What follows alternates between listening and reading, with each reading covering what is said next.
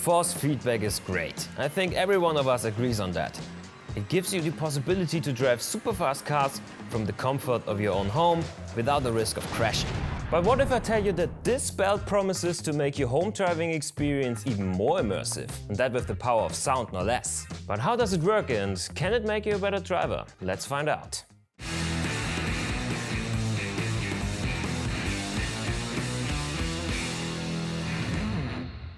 Hi, my name is Champion Joe and I received a special delivery from Feelbelt the other day. This thing wants to change how we play, with next level immersion for games, music, movies and VR through Haptic Feedback 2.0. And I immediately thought to myself, can this belt change the way we play racing games?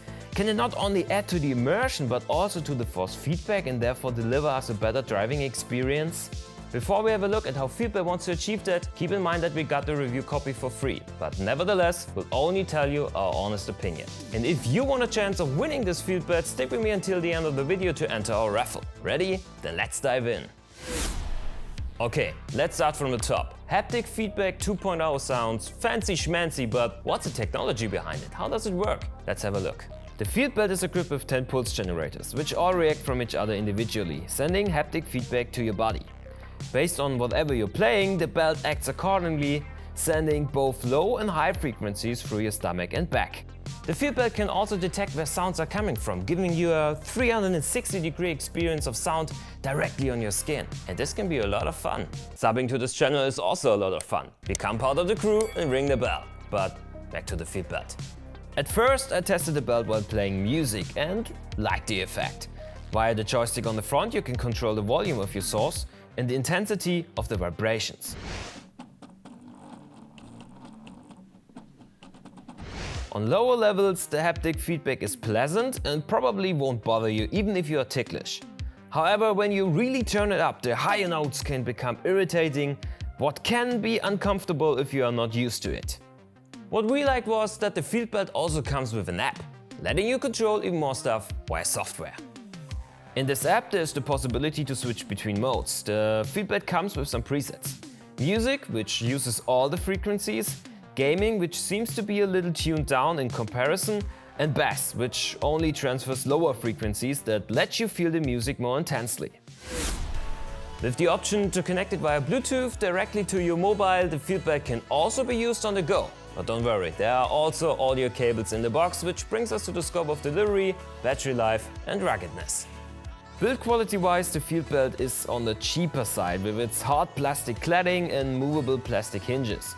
It's quite heavy while still being fragile enough to break at its weak point, so be careful with that. The battery can last up to 6 hours after 2 hours of charging via the enclosed USB-C cable. And the belt comes with a 3.5mm audio cable for a direct connection to your source. Sadly, this one is quite short, being only 1 meter long. Which maybe is enough to connect it to your phone, but gets tricky if you need to bridge a longer distance to your PC. So, in order to use the Feelbelt to its full potential, make sure that you have a longer cable at home. So, the belt can do all these fancy things and convey sounds through touch. But what about sim racing? Is it a game changer on the Nordschleife, and can it help me understand what my car is doing on track?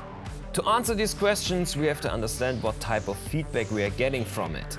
What we would need is information about tire slipping, G-forces or overall over and understeer effects to get a better grip of what the car is doing on track. So basically everything a steering wheel transfers or more. But the games aren't actually designed for the Feelbelt. iRacing, ACC, Race Room, whatever, they are not sending any physics-based information to this device. By implication, that means that the Feelbelt never had a chance in bettering the feel for the car, but rather it simply depicts what the game audio tells it to do. So have a listen and imagine vibrations for every peak in audio.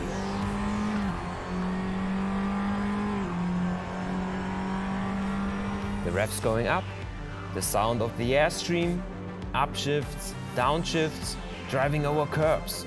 Those are the things best presented by the Feelbelt. Yes, there's also a sound for the tire slipping, but it's not as loud and clear as other sounds and vibrates at a much higher frequency, which is generally not as noticeable as lower frequencies.